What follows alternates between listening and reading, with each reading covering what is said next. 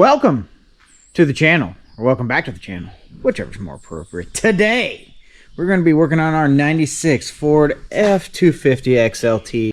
And we're going to do so much work that when we're done, it's going to be an abomination. More than it already is. Let's get to work. I think the obvious on this truck is the cab is just unsavable. That's the floorboard. Steering column's all messed up. Yeah, it's pretty nice. Solution. Body swap. It's gonna have to happen. Here's the plan. Believe it or not, I want to keep this bed on this truck. I got a lot of firewood in the woods. I got a lot of utility out of this thing I could be using it for. I'd like to keep it. I decided to stay on brand and make the solution a Gen 2 Explorer. Now the frame rotted out on this old girl. The body's not great, but it's not near as rusty as the F-250 cab. Not to mention she's already seasoned for the woods. She's already ready. She's been there. She's seen it. Now she's got a good steering wheel already in there. Floor's not all rotted out. I did some rough estimates with the tape measure about where this is all going to land. It looks like the back of the cab is going to be somewhere right here in the middle of the back door. So we will have to get rid of the back doors and windows and just keep them shut as a little extended cab area there. We have some room. But I think it's actually going to fit. I think it's going to work. Got a lot of work ahead of me, but it's going to work. Now, of course, the best part about this project is I'm not going to spend any money unless I absolutely have to. I figured I'm going to have some money and some nuts and bolts hardware and stuff like that, but you know, we're still going to do it on the cheap. Okay, I'm going to start removing things and I'll get back with you. Well, been removing some stuff. Went to turn the wheel to get to a bolt easier, and the entire steering shaft snapped off. I don't know if you can see that. Way down in there. Completely snapped off. Yet another reason to do this body swap. Now, for the sake of time, I went ahead and did all this off camera. Went ahead and stripped it down. Got everything unhooked, out of the way. Front clips off. Cab's ready to go.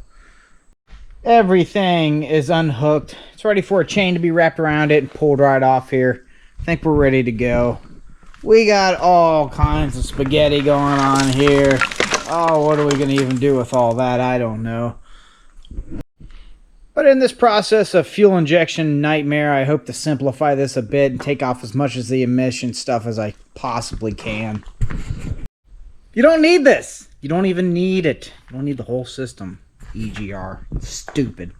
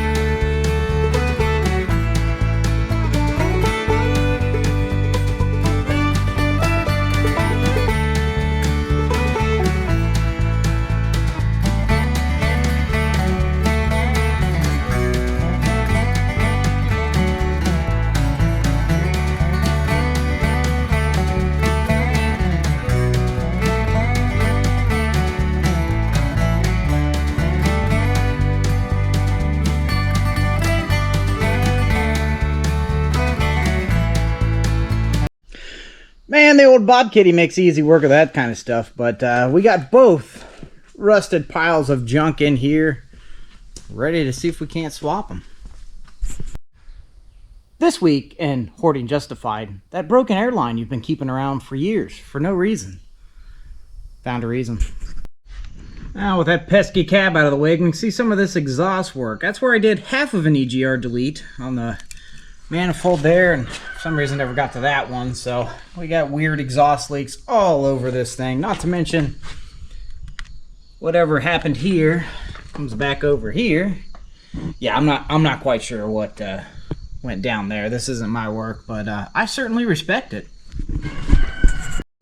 Look at that stud holding on for dear life. My goodness. The old rubber expansion plug still in there. Only holds when it's warm. That's alright. Self-changing system, right? But from what I can tell, the frame actually held up okay. It looks pretty good for being dragged through the snow and salt for a long time. These back doors haven't opened for a while.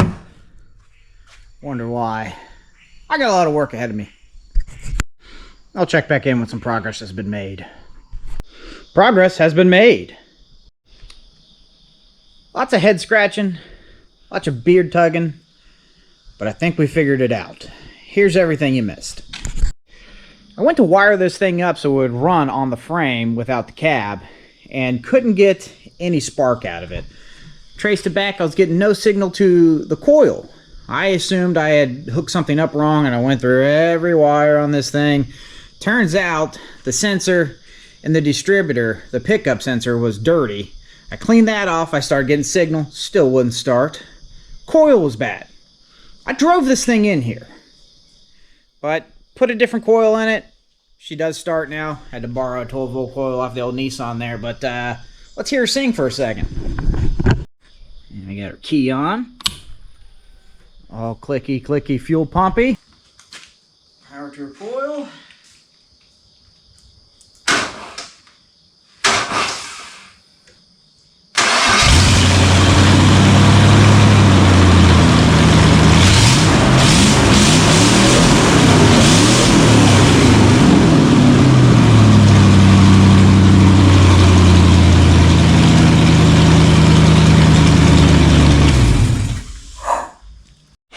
There you have it. She runs without the assistance of a cab.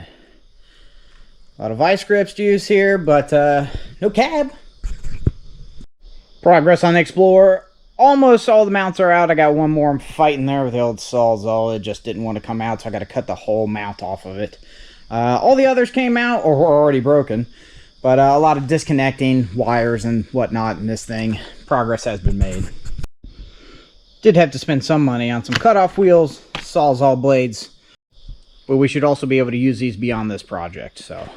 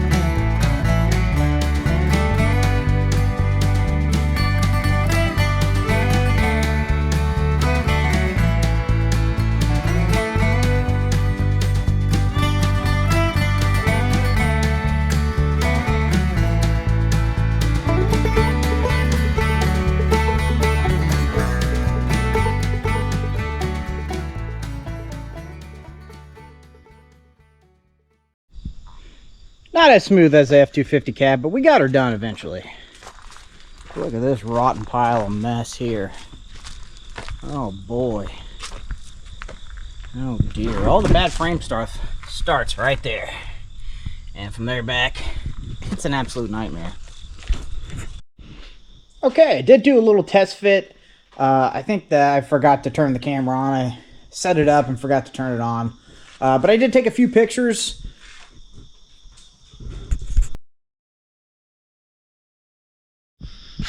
And just like that, the drought is over, and now I have a bunch of windows in my shop. Alright. That hurricane did a lot of damage. We got pretty lucky. This is really it. It's really all the damage we had. We're really lucky. I hope all of you were safe from the storm. But we were in a drought, and I was hesitating doing some welding. It rained. I did some welding. Got our EGR welded off on this side. Made a little block off plate there. Nice and fancy with my CNC machine. Welded that off. Don't judge my welding. Went in, took a Sawzall and cut me up an old tire. Maybe make some kind of body mount out of it. I don't actually know yet. We'll see. We learn as we go here.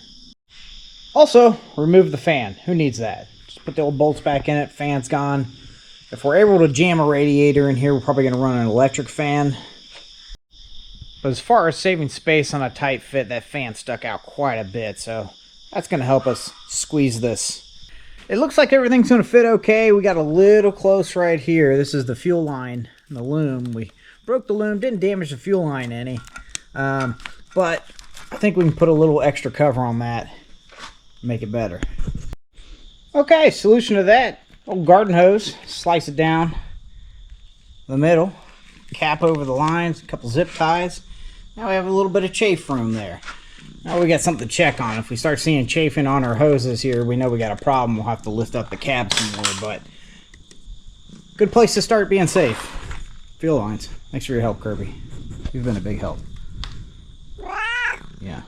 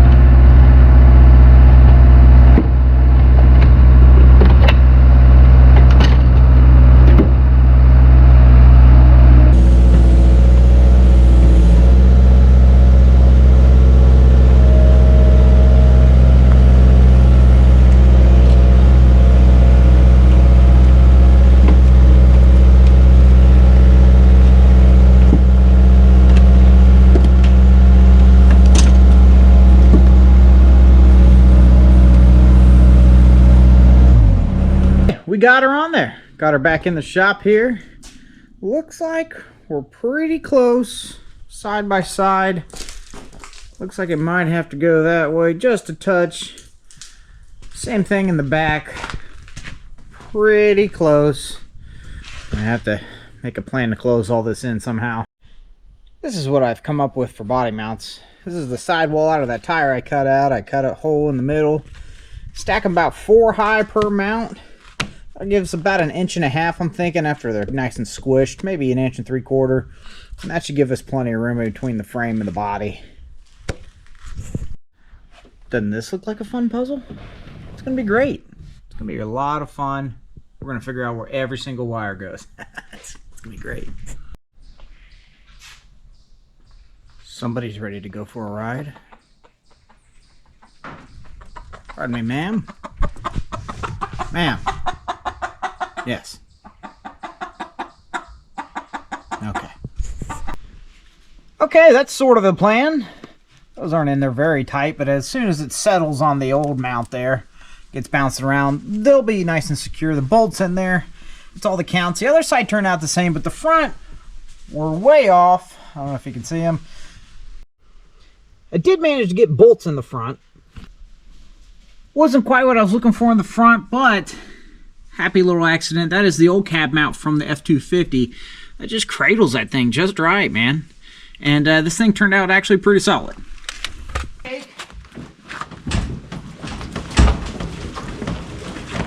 man. Pretty good. Next, steering shaft. Found one. Had an old couch with a pull-out bed. Took the Sawzall to it. This is our new steering shaft. Now on the steering box side, the piece of pipe I have is pretty much the same size as that hole. So we're gonna have to do some modifications to the pipe to get it to fit in there. See if we can get some rusty, unworthy welds going there. On the Explorer side, we got this rectangular shape with a hole through it. So I should be able to cut a slot out of the side of the pipe to slip it in over it and drill a hole through it to put a bolt through it to hold it into place. Okay, a couple minutes with the cutoff wheel and we got our Explorer side done. Even got it a little closer there. It's definitely smaller. I don't know if it'll be enough, but keep swinging the hammer and it'll eventually get there, right? Okay, it's not pretty, but it works. Got some weight off the tires there. I did a full crank left to right. Everything stayed in place. We'll see how long it'll stay in place. It's ugly, but it's on there. Seemed like this guy was getting a little bound up, but not a big deal. We can move it in and out now. All right, went ahead and hooked up the brake lines. Of course, the rear was leaking. I don't know if I got it on the right port or not here, but there's pressure coming through there to the brakes, so they will stop. We're not going to go fast. So front brakes only, and that cross-threaded bolt into the the other port there to block it off. Hopefully that holds up. And just like that steering shaft, I don't know if it's going to hold up, but if it breaks, we'll fix it. Okay, we got the throttle pedal hooked up. That was pretty easy. We just put the stock Explorer cable into the F-250 mount and it snapped right in. About the same thing on the transmission. We did have to spacer up the transmission mount to make it move this way a little bit, but then it did fit right into the stock Explorer shifter cable. Kind of dark under here. Also, I've been in the spaghetti. Done a lot of sifting through spaghetti here. I think she's ready to start up again though. Let's see. Alright, coil's hot. Key on from F-250. Fuel pump singing. Hopefully she's in neutral, I'm pretty sure. Let's find out. Oop.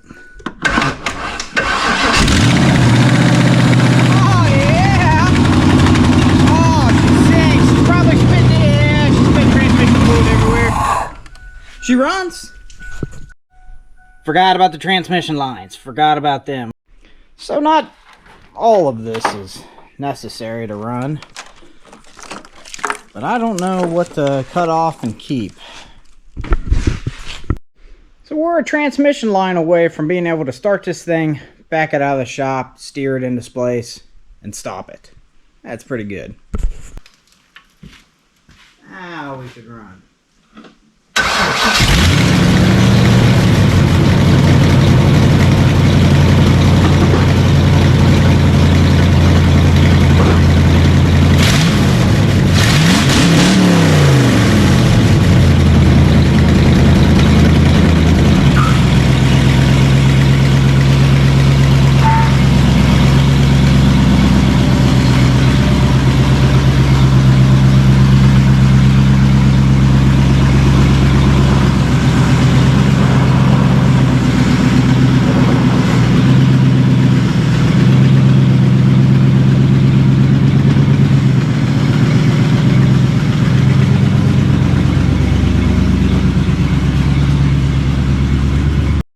Well, I think that's a pretty good place to wrap this video up. Don't worry about the smoke. It's normal. It's normal.